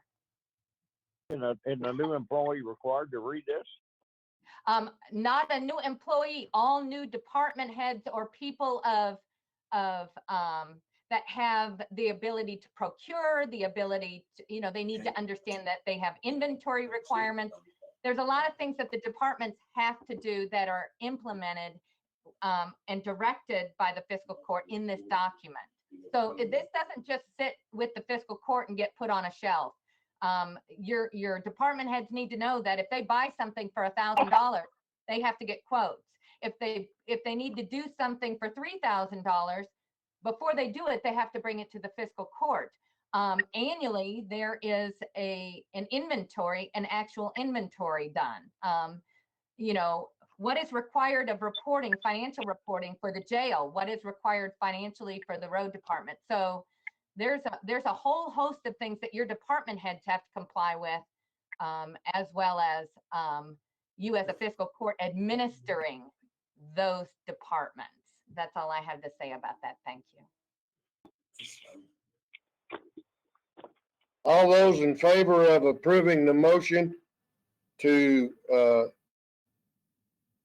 as presented, to seek approval and of the administrative code and resolution at the next court session, we will do that to that point. All those in favor signify by saying aye. Aye. Aye. Opposed, like sign. And motion carries. The last on the consent calendar, Mary, is the report of audit for the Boyle County Fiscal Court. And I'm pleased to circulate this to the fiscal court. This is your report of the audit and condition of the Boyle County Fiscal Court's financial statements and compliance with all governmental accounting standards, including. Mary, I have a question. Yes. This the state auditors, I guess he's the one that determines who this firm is, this Patrick and Associates. I don't remember doing ours before, have they? No, Magistrate Salmons, the Commonwealth is doing, the state auditor's office is doing audit every third, possibly I've heard rumors about every fourth year. For years, Right. we always we've always used the state auditor's office. Now that we have certain reporting requirements that tag team with your bond issues, because I have some financial reporting that had to be done by March 31st, and I have to have an audit to do that. That deadline to me is March 31st, and the auditor's office has been emphatic that they don't know if they can meet certain deadlines that fiscal courts have to meet in reporting to Moody's or Standard & Poor through the Emma portal. So with that being said, and they've told us they didn't know if they could, they told us about 3 years ago that we may have to start contracting with our own auditors to come in. So last year was our first year that we had a firm that came in and did our audit. And this year, I brought to you all the possibility of using Patrick and Associates as they were retirees from the state auditor's office. And I felt very comfortable with the work that they do and their relationship that they have with the auditor's office, so that our audit could be expeditiously performed and sent to the auditor's office in a fashion where the auditor's office, because they still charge us to review our audit, even though we have an independent auditor to do the work, they still have to review our audit. And I just felt comfortable that the work that they were giving to the auditor's office would be reviewed in an expeditious fashion, so I could get it back to be able to file my financial disclosure reports through the portal. Well, I remember now, and I excuse my ignorance, but when I seen this, first thing that struck my mind was, why didn't we have someone locally do it? And I remember you bringing that now. And I don't know if going locally, there's basically, I think, 2 firms left in Boyle County who are doing auditing. And in my conversations with them, they had enough work locally to do that they couldn't guarantee any deadlines for the fiscal court as well. I think you brought that to us. Yes, I remember. I might add that, Mary, I think I'm correct in this, that this is allowed for counties who are basically in good condition to begin with. No, actually, any county can ask the auditor's office if they can have a independent auditor. Now, I think what you're talking about is what the county clerk and the sheriff can do, is that they can have what they call an abbreviated audit, basically, not a full-blown audit, if they're in good standing. And they're the only 2 offices that can do that. Right. Right. So, You need a motion, Judge. yes, I do. I'll make that motion. Motion to accept the audit from Patrick and Associates for Boyle County Fiscal Court as presented. It was made by Magistrate Simmons and seconded by Magistrate Kaywood. Discussion other than what we've had. Good job, Barry. Good job. Thank you. Thank you. Just as an Thank you, afternote, Barry. you're welcome. Just as an afternote, if you ever, obviously the environment's not right to do this year, but if you ever want an independent auditor to come during this presentation of the audit to make comments, there, Patrick and Associate, well, most of your auditors are more than happy to come and have a conversation with you about your audit. So if you ever want that, just let me know. Okay, any other discussion? All those in favor signify approval by saying aye. Aye. Aye. Aye. Opposed, like sign. Motion carries. The audit is approved and accepted. As accepted. So now we'll go around for new business, and we'll go around the room as we normally would go, and I'll start with Magistrate Short. I don't have any new business. All righty. I skipped Magistrate Jay. Scott, sorry. Jamie, you're on. No problem. Thank you. Yeah, I appreciate my fellow magistrates last meeting reminding everybody to complete their census. So I just want to remind everybody to do that again and encourage all of you all to reach out to everyone in your contact list and encourage them to do their census, as that process is still ongoing. And then I just simply want to encourage everyone to stay safe and listen to the healthcare experts. And I appreciate the judge and all of our emergency personnel for all the work that you all are doing during this time. Thank you. Magistrate Cullen. I appreciate Magistrate Short giving me his time. Couple things. First and foremost, taxes. Have we delayed tax requirements along with kind of like what the federal government has done, where the federal government has pushed back? Yes, we have. Okay. All right. Perfect. And then, Bill, you logged a count of the people that actually logged on to this call today to see how many people were participating with us. Are you able to do that or no? Yes, Okay, he's thank not, you. isn't it? I got him. And Chris, a couple things for you. We kind of talked before about the business license. Hopefully there's maybe a little more time in your schedule with courts being delayed a little bit. But also the smoking ban, I still want to kind of circle back with that one. But one thing I didn't discuss last week that I wanted to was what would be the process if we wanted to unwind the ordinance that allows the CVB to be a taxing entity in our county? If you could kind of get me some information on that, that would be fantastic. And then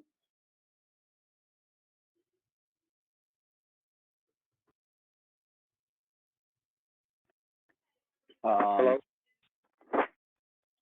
Back still to there? Bill, I did 14 times during this call. Yeah, 14 times. I was disconnected. So what other options do we have? Because I feel like I missed out on a good portion of this meeting, you know, where I was not able to participate. So, you know, if I'm still okay meeting in person, and if there's a couple people where we can meet in person, but I'm at my restaurant, which has got plenty of signal strength or whatever, so I'm not sure why. And what else do I have? Oh, we are going to be faced with a lot of loss in revenue, as all of you are aware. So as we get into the budget session, please remember that we need to hold on to any money that we have. We can't be just giving it away. So when these appropriations come before us, we're gonna have to make some really tough, hard decisions. But it's for the betterment of the whole community, where we do not want to have to sit here and try to figure out how to raise taxes again. So especially when everybody is already hurting. So and I feel that from the state level, we're going to see a lot of increases possibly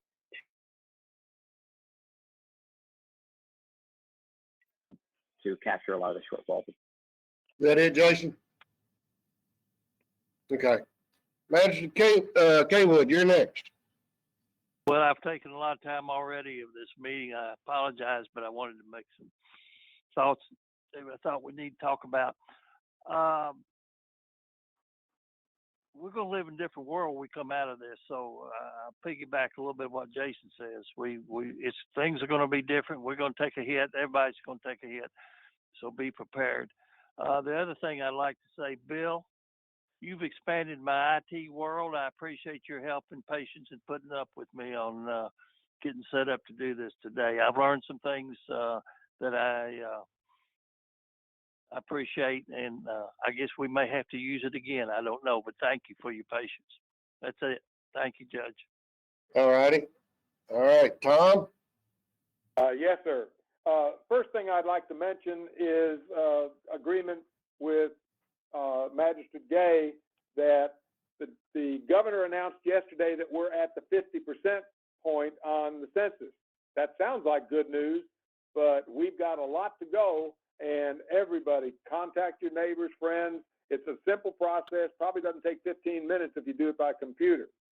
The second thing that I would mention is CAECO encouraged all of us to contact those who have any kind of influence whatsoever to help get to Frankfurt, and they just went into session or will here in an hour on overrides. And on Senate Bill 5, they're requesting that we make contact, because if the veto is overridden, taxing districts would, I repeat, would have to come to fiscal courts for their authority to increase their taxing. And I think that is vital with what we've been finding out in the 7 or 8 taxing districts that we have in Boyle County alone. I'll be a little bit more lengthy on the last item that I have. I will be sharing that March 7th memorandum of 2 summaries that I had attempted to submit to the court on that subsequent date when we met. I will be also sharing it not only with the magistrates, but with the media and folks in my district so that they have a comprehensive understanding of the facts without emotion of what is in Higgins' document and the significant number of hours I spent on the internet doing even more comprehensive examination and research on composting of dead animals. The things that we have to avoid are cost overruns from what we're currently projecting, and I think I'll be able to come with some numbers on alternative plans. Critically, any impact on our taxpayer. Secondly, and of critical importance, folks in my area have actually said that if it comes back to Perryville, it will be litigated. There will be a lawsuit against it because it is totally contrary to at least 3 or 4 of the tenets and principles that are outlined in Higgins' paper himself. Higgins was not very happy with me up on the Hill in Franklin County when I brought those to his attention. Third, we do not have, and we desperately need, because it is a regulation, not just a registration with respect to the state water quality plan, and we are compelled, and we've had 4 months since we've been dealing with this, to develop a water quality plan. I do not see how we could move ahead in 2 weeks without a comprehensive Boyle County Fiscal Court initiated water quality plan as the statute and the regulation requires. And finally, I will follow through as the judge recommended, seeking out the approval/permitting process that I am confident will be required of Boyle County in order to move forward with any location, public or private, in Boyle County. I personally look forward to seeing that in writing, that document of the approval process from the state or federal government. I'm looking forward to see who signs that letter. That all, Tom? Yes, sir. Thank you. All right, next, it's up to you, Phil. Thank you, Judge. Thank you, Court, for a good meeting. It's kind of sad we can't see each other, but this, and thank you, Bill, for setting this up where we can participate this way. We just thank you so much, and thank you, Judge, and thank you, Mary, and everybody who's working so hard on this. I'd like to thank the governor. I'm sure y'all realize he's on every day, and he's giving us some good advice about staying 6 feet apart. Only thing on the and I think Magistrate King would allude to this. I'd like, do we have a list yet of the appropriate people that's asking for money, the appropriation list, so we can digest that? Mary, do we have that yet? Phil, those have been collected and they are in an Excel format, and they are neatly filed in a folder with that Excel spreadsheet on top of it for each and every one of you who would like to come and sit down and look at those. We can disseminate. I was going to disseminate those along with the budget, whenever at the end of the month, and because just to go back and do a little special reminder, I believe it's the 21st that we will be having a finance committee meeting, and we will be going over the budget as I have it developed, which I'm running out of time. And will we be doing it by phone like we are now? Sure we are. It's today's 24th. That's only about 7 days. So we'll probably be doing it just like Bill will have to set us up and notify us later the phone number or something to use. It may be different. So I'm sure we'll probably be doing it the same way. But I was just curious about the list, because we all need that list. Yeah. Just the list of the corporation. and if we need any more information, we can come to you for it. Yeah, I was like to see that I was list so gonna we- disseminate that list on the 28th with the budget. Okay, thank you very much. Judge, that's all I have. Thank you so much. All right, I guess the one thing I do want to, fill the court out on, since we have everybody together. Today, we could have used the circuit courtroom upstairs on the circuit floor, and Bill had it spaced about 20 feet apart where we could all be together, in one room with extreme social distancing. Is that something to consider, or does everybody prefer to continue doing this as long as we're in this environment? I Tom prefer Ellis this, here. Judge, I think myself. there's a chance that since we would be at the end of the month, that the governor might be prepared 2 days later to release us. So I would think that that could be possible. I think it's something We we could need do to a vote on. hybrid. Well, we could do a hybrid version of those that feel comfortable meeting can come into the meeting, and those that want to call in, that's fine. Yeah, and that's fine too. I think that's something to consider. I do too. That's the way I would prefer to I be agree there. with you. I think we'll consider it, but as simple as it is, I'm sure for Bill to set this up, I don't see any reason why we can't do it this way. I really like this. I'm having all my meetings with Keiko the same way. And can we vote on this? Do we have to? I don't think we have to. I I think that'd be the I judge's kind of call. like. Do what? John, did you say something? Getting ready to say something. I'm fine with the circuit courtroom. In fact, I really thought about coming over and joining you all today in the courthouse, and then decided against it. But I'm very open to the circuit courtroom. Well, you know how much bigger that space is, and we literally, the mics were 20 feet apart. Yeah, from it's each a huge, position. huge space. I will, before the next court session, we'll let everybody give me some input on that. I think it's workable. We could have people, Mary had a place over at the circuit court clerk's desk. Ann had a place, and then there could be somebody that comes in to speak to the court, have a separate place, and myself and everybody else is separated about 20 feet from everybody. Literally. Well, I just make a point. I always enjoy visiting and get to see the girls. You guys, y'all are all right, but I'd rather see the girls.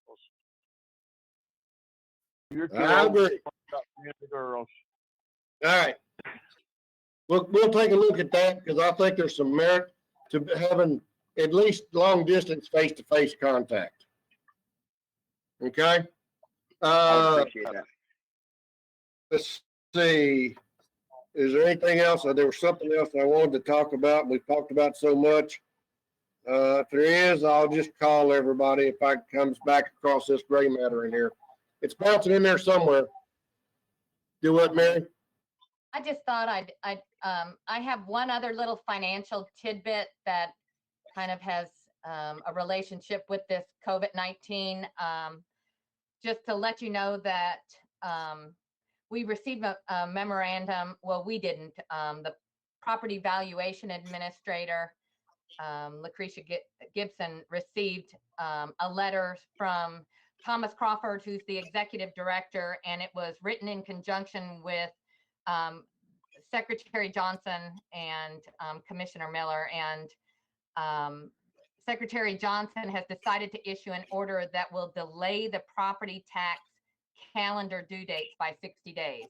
And this is all tentative. So, but I just feel like I need to put you on notice. So if you're questioned, and what this means to you is that there's certain inspections and property tax returns that have to be filed, and they have deadlines, and certain recaps that have to be done.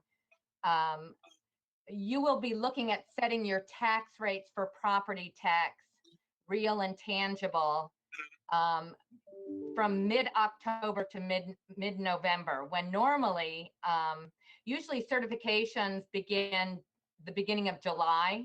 And they have here now certifications will begin August 3rd. And again, this is proposed. But what that does is that once we get these certifications, we have a certain amount of time to be able to consider the compensating rate or a possible increase between, hopefully September and October, and we can start collecting taxes in November.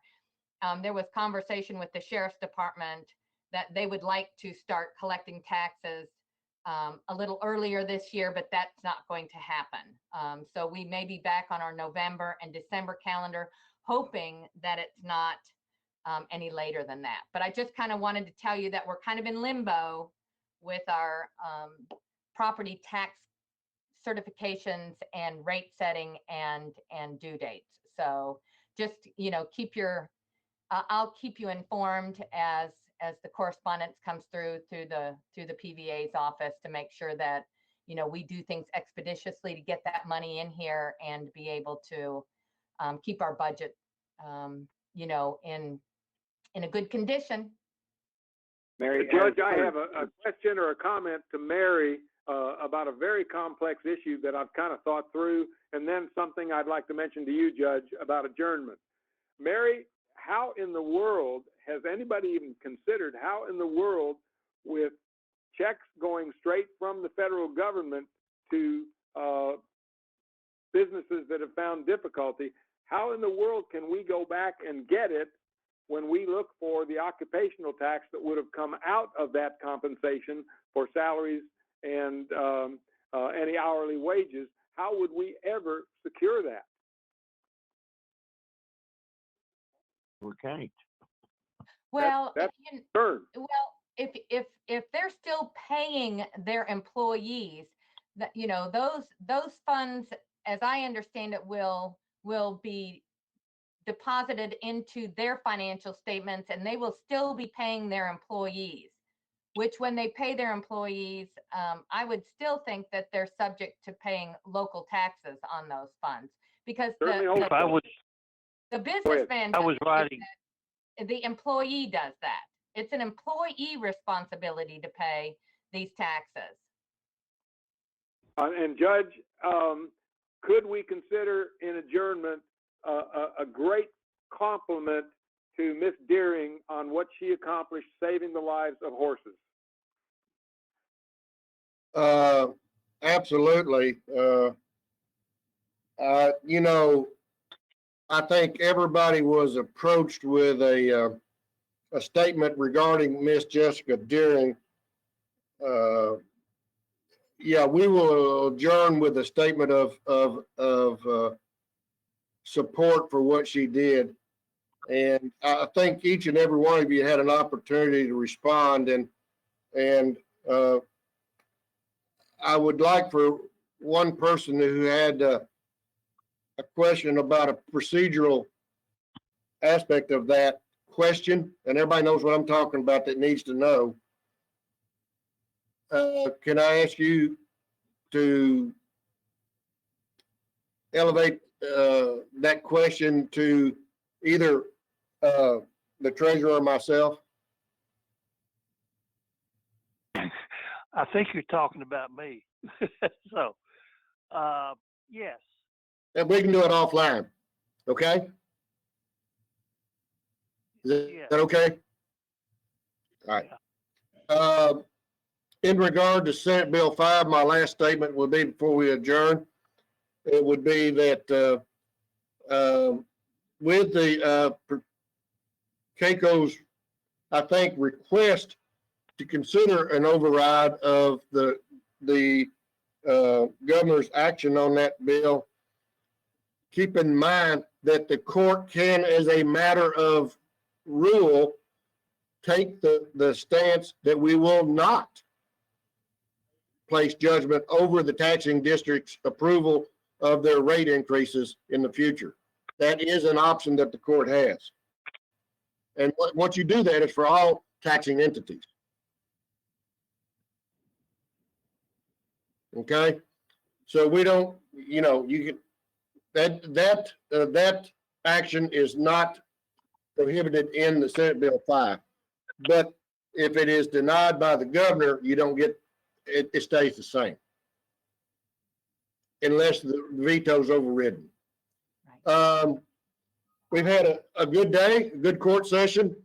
I want to adjourn with a gracious, deep appreciation from every magistrate on this court and myself for all the actions taken by, first and foremost, Miss Jessica Daring. She was invaluable at a minimum to the inhumane treatment of horses out on 127. She was served this county tirelessly for 43 days. And without her attention to detail, we could have had a much more drastic negative result of what we experienced than what we had. Just to give you an update, thanks to Chris Herron and the courts, both people have given up their right to the horses, and the horses all have new families and new safe homes. I also personally want to extend my thank you to John Turner for his efforts in this whole process. He was there nearly every day, and he, in his volunteerism, it can be stated probably second to none. He is, I've expressed my personal appreciation to him, as I'm sure many of you have. And so that's a chapter in our past. Just to give you a little quick snippet, animal control started that ball rolling, and Jessica and John finished that ball, and everybody came out for the better in all regards. And so I'm pleased with the way that turned out. Well, I'm appreciative of Jessica. We're very, I just don't think very many people really know and appreciate the hard work and she had to love horses in order to take over this task, and that taking care of that many horses every day, I know because I've had horses all my life and still have. And it's a time you clean and take care of horses. It's a great big job. And I, as a county person and a horse lover, I really admire and appreciate the work that poor woman has done. Thank you, Judge. Thank you. And there being no further business before this court, here's my gavel. We stand in adjournment. Thank you. Thank you all. Everybody stay safe. Have a good day.